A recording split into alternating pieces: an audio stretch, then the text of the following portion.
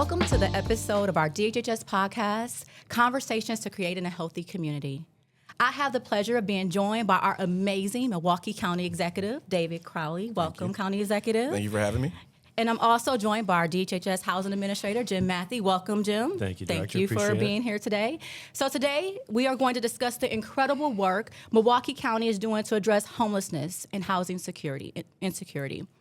We know that access to permanent, affordable housing is a key social driver of health.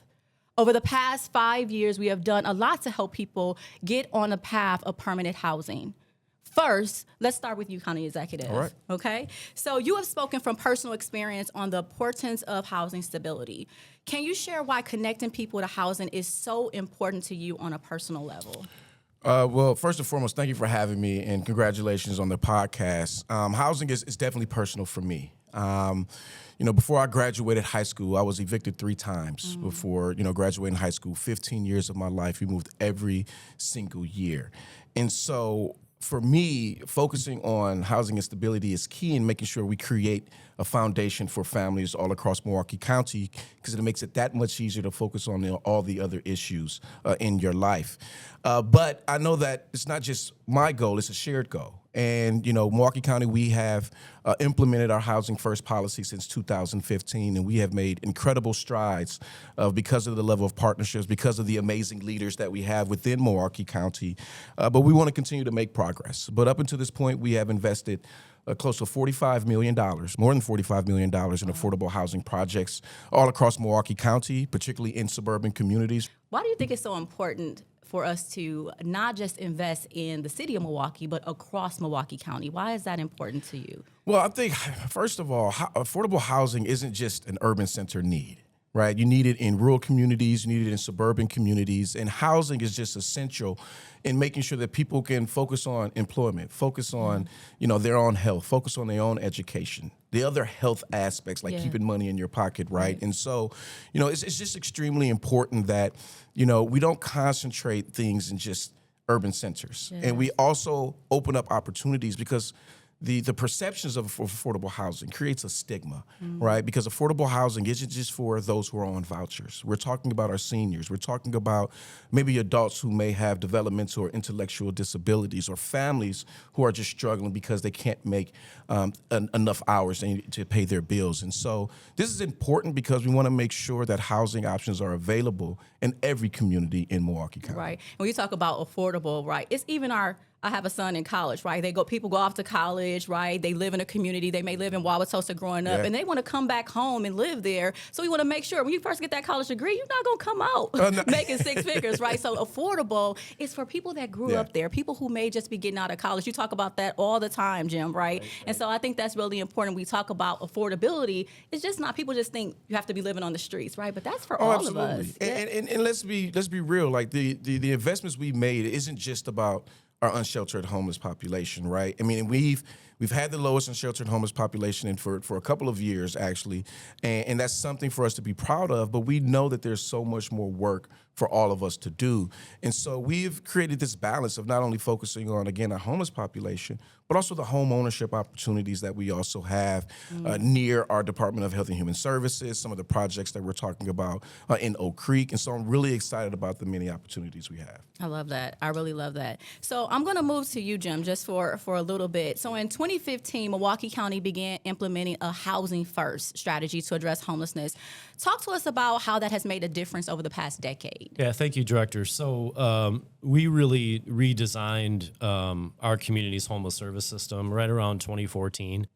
And the idea was not just investments in housing and services, but really changing the philosophy of homelessness in Milwaukee County. And that was really bringing housing first, not just to the county government, but all of our agencies and our whole entire system. And for those listening that don't know what Housing First is, and that's been talked about quite a bit across the country, but what Housing First truly is permanent housing and supportive services.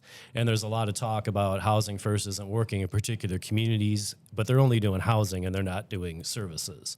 So really it was about wrapping services around voluntarily, meeting people where they're at with really flexible services.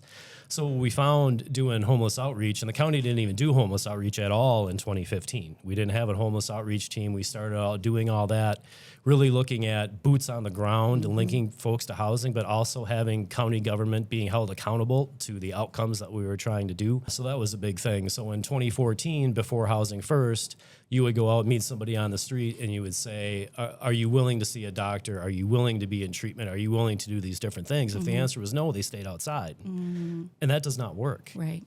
So we really blew that up, taking folks directly off the street, putting them in permanent housing with wrapping around services, everything from doing our own services and housing services, but also partnering with behavioral health services under your leadership, Director LaGrant, really having these flexible services that people could be involved with. Saw dramatic impacts, dramatic reductions in homelessness in the downtown business district. And also, even more importantly than all that, it was really this collaboration, I think, that we built. So county government really took the local leadership role from a government entity, but it takes a whole village to do this work. And it was talking to our local businesses, our philanthropic groups, our district attorney's office, the police department, to get everybody to endorse one plan, and that rarely happens across the country. Yeah, so Department of Health and Human Services, we talk about together creating a healthy community, right? And you've been, since I've been in this role, we talked a lot about, what is wrapping around? People always say wrap around services, right? And what does that truly mean? We talk about no wrong door. And you always talk about how unique it is to have housing authority inside of a Department of Health and Human Services. And can you talk a little bit about that and why that's so unique? Thank you for bringing that up. Yeah, so we are one of the only housing divisions, but more importantly, besides housing services as a service area, we also run the Milwaukee County Housing Authority, and we're the only housing authority in the country that is under a Department of Health and Human Services. And that was done fairly intentionally. So when you take all the federal housing resources, but actually a housing authority, and all you're talking about is social determinants of health and all these different health outcomes, that never happens in a housing authority. And we've housed more people in our housing authority for our Housing First and Homeless initiative than any other part of our service area. It's really, really unique. It gives people with Section 8 vouchers more access to health and human services, case management, whether it's a child with autism or an adult with a mental health or addiction issue. We could get those folks directly in services within our own department. There's a reason a lot of communities struggle with the issue of homelessness, and we've had a lot of built-in things through the county executive, Crowley's leadership, through your leadership director, really putting all these centralized services in one area. It's just not something a lot of communities have figured out yet. Yes, it's amazing. And you talk about, people, a lot of folks cannot do this across the country. So Milwaukee County Housing First Initiative was featured in the documentary Beyond the Bridge. What was it like working with the filmmakers, and what were they surprised about Milwaukee County? Yeah, that's been an extremely rewarding thing. So I've been fortunate enough to go with these filmmakers across the country the past year or so on a social impact campaign. I think the fun thing it's not just a documentary about homelessness. They really wanted to create kind of a social movement about it and take this around the country and really teach communities how to do this better, because it's not working in a lot of different communities. So they didn't know what to expect when they started. They didn't know how it was going to turn out. They didn't even know what the solution was until they started filming. But I think the exciting thing is it wasn't so much about money that people needed to raise or different types of housing programs. What was missing was the community collaboration. And communities were really struggling getting city and county government to work together, getting philanthropic groups on the same page. That was really the big struggle.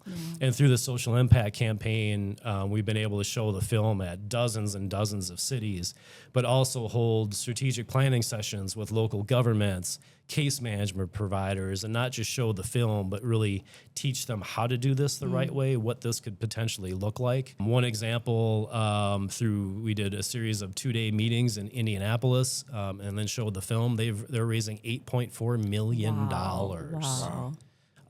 To be able to do that work. So I'm so proud of Don Sawyer and Tim Hashko. Don is from Indianapolis, and they had a pretty bad system, to be honest with you. And just to see his passion in that work. And some of these cities are dramatically turning around their homeless programs. So it's been really fun and rewarding to be a part of. Yeah, that is amazing. One more question for you. So DHHS has incorporated housing navigators in all of our areas. When we talk about no wrong door, I always love talking about that. It doesn't just mean, right, that's each and every one of us, right? Us deciding that we're going to say yes, right? And so we have embedded housing navigators in each of the service areas across the department to make sure that we can get people connected. So how has that been a game changer in terms of addressing housing insecurity for people who are accessing other DHHS services? Yeah, I think, it's hard for all of us listening to this podcast, for us and our children to find housing. Imagine if you have a disability or, challenging background issues or severe low income. It's hard to navigate the housing process. Even to find a rental is extraordinarily difficult. So every one of the service areas under your purview, director, just struggle to find housing. And to have that direct housing navigator on your team. As a case manager, if you're providing mental health treatment or addiction treatment, oftentimes you're not going to have the time or the expertise to be able to find affordable housing units. How are you going to pay for your security deposit, do the applications, filling out federal rent assistance paperwork. It's extraordinarily confusing for our clients, but also workers that don't have a background in housing. So to be able to link a housing navigator directly in each one of your service areas really takes that pressure off of people to be able to focus on their core mission of case management and having the housing navigator really try to find housing. And it's been harder and harder each year with vacancy rates getting smaller and smaller in Milwaukee and across the country. Housing navigation is crucial to take that pressure off of workers. I agree. Thank you so much for your leadership there. Thank you.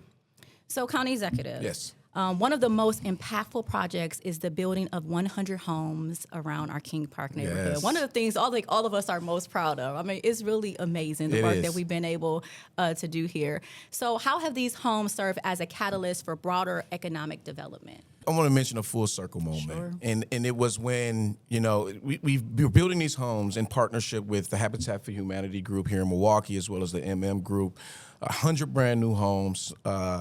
And I went to a dedication to one of the homes, and it was a full circle moment because it was in the neighborhood that I actually grew up in, where it was just empty fields. And so to see brand new homes coming into a community where they haven't seen this level of development definitely heartened me. And so, this is very key for us, right? Because it's providing the counseling, it's providing the financial literacy as well for those individuals, for those first-time homeowners, to help us lower the disparities that we have here in Milwaukee County when it comes down to home ownership. And we know it's going to be a catalyst for more economic development, unprecedented economic development, in my opinion. I mean, right here we have a brand new Health and Human Service building. It's not just a building, it's a lifeline, as our director always says. And so we know that this is going to benefit the rest of the community. We have the Emergency Center as well, the King Park Community Center. And so, and then with the opportunity of having a developer come in, buy one of our older buildings to create new housing and even create more opportunities for services is extremely important for us, particularly in communities that have seen disinvestments for many decades. And so I'm glad that we were able to utilize $6 million that we received from Governor Evers and State American Rescue Plan Act dollars to invest in this neighborhood. And I want folks to know that more is going to be coming. We want to continue to do this type of work moving forward. But as we were just talking about, it's going to take partnerships. It's going to take greater collaboration, not just with local municipalities, but with the state and the federal government to really tackle the housing crisis we see across this country. Yes. I love the story of the King Park neighborhood, but I think you tell it best. I mean, that was just amazing, right? That full circle of where we started, right, and where we're going. The investment in a neighborhood that has not been invested in decades, right? So I appreciate your leadership, both of your leadership there. So, County Executive, how does home ownership deliver prosperity to working families? I mean, in many different ways. I look at housing is the most critical social determinant of health that we could be focusing on every single day. If I'm having issues at work, if I'm having issues at school, if I'm having issues out in the streets, the one place that I want to make sure I can go back to is a place to lay my head down at night. And it makes it that much easier to tackle all the other quality of life issues that you may be facing. And so by providing home ownership opportunities and or affordable housing units for many of our renters is really a lifeline for many of them. You know, being able to have options, to say I want to live, whether it's in the city of Milwaukee or going to Franklin or going to South Milwaukee or Brown Deer or Shorewood or Glendale. We never had these options before. And so for communities, you know, particularly suburban communities that never seen these types of projects happening in the past, I'm glad that we've been able to collaborate and create these levels of partnership to create prosperity, because these are wealth building opportunities for many families. That's right. This is opportunities for folks to focus on their mental and their own physical health, you know, because they have a place to lay their head down at night. And so when I was going through our evictions as a kid, you know, it didn't just affect my mother. Right. That affected us as children as well. That affected how we showed up in school, how we showed up wherever the after-school program, wherever we went. And so this is really creating a even more solid foundations for families, but it's also creating safer and stronger neighborhoods throughout our entire community. Absolutely, absolutely. I just want you all to leave us, because housing has been a priority for both of you since I've been in Milwaukee County for 2009, but this leadership, this administration, I am most proud to be under, because I feel like in the past 5 years, as you talk about over $45 million investing in housing, why is this such a priority for you? And is there anything you want to leave our listeners with, anything that you just want to leave them with? Well, I would say that, you know, we invested $46 million, and that has also helped to save more money for Milwaukee County taxpayers when you think about the emergency room visits that we've decreased, the jail visits that we've decreased, and getting people direct access to the services that we provide within the Department of Health and Human Services. And so I want folks to understand that this is an investment that goes a long way. Yeah. It not only helps those individual families find homes, but it also helps to spread out the tax base, because now we're having a little bit of density and we're getting people the opportunity to make more money, which is increase our economic activity. And so by investing in housing first, you know, we've reduced our overall homeless population by about 46%. Yes. And that's something for us to be proud of. Having the lowest unsheltered homeless population per capita in any community across the country you better say it is proud. something that we should be proud of. But I would also say there's so much work for us to do. We know that there are so many barriers and challenges to becoming a homeowner, to finding affordable housing options. But we as elected leaders, as community leaders, philanthropic and business leaders, we have to find a way to make sure that we're taking care of our community every single day. Absolutely. Yeah, Director, I would say two things. The first thing is housing is what works. So when County Executive talked about having the lowest unsheltered count in the country, it was because of the investment in permanent housing. It wasn't just what folks were seeing across the country. It's what we saw here. It's holding ourselves accountable to those reductions, and the only way to do that is through housing, through permanent housing. Yes. So that's the big thing. The other thing that I would mention to your listeners that struck me, trying to do this work in our suburban communities for affordable housing has been more than a little challenging in the past 10, 15 years. There were communities we got kicked out of many years ago to do this, but we stuck with it. And I think the biggest narrative change going to different community meetings and public meetings was asking residents and neighbors, if you have children and they're a recent college graduate, just like you said, Director, and you mentioned County Executive, and they're trying to come back home and live in your community, if they're a CNA or a teacher, can they afford to live in your suburban community? And they said no. And then you talk about what the affordable housing guidelines are, and then it clicked. Yeah. And everybody's like, oh, that's what affordable housing is. Yes, your children can't even afford to live in the community they grew up in, and that's what these projects are for. And I think that started to change the narrative about what people think affordable housing is and what it truly is. Yeah. I would like to thank you both. Thank you both for your leadership. And I know there's going to be more great things and amazing things to come, because you're always thinking about solutions and being innovative and making sure that housing is a priority. We always say housing is health. And so I would like to thank you all for joining us today as we talk about this critical issue of not just homelessness, not just housing insecurity, but how do we move forward to permitted housing and even home ownership. So thank you all for your leadership, and we appreciate you. Thank you, Director. Thank you.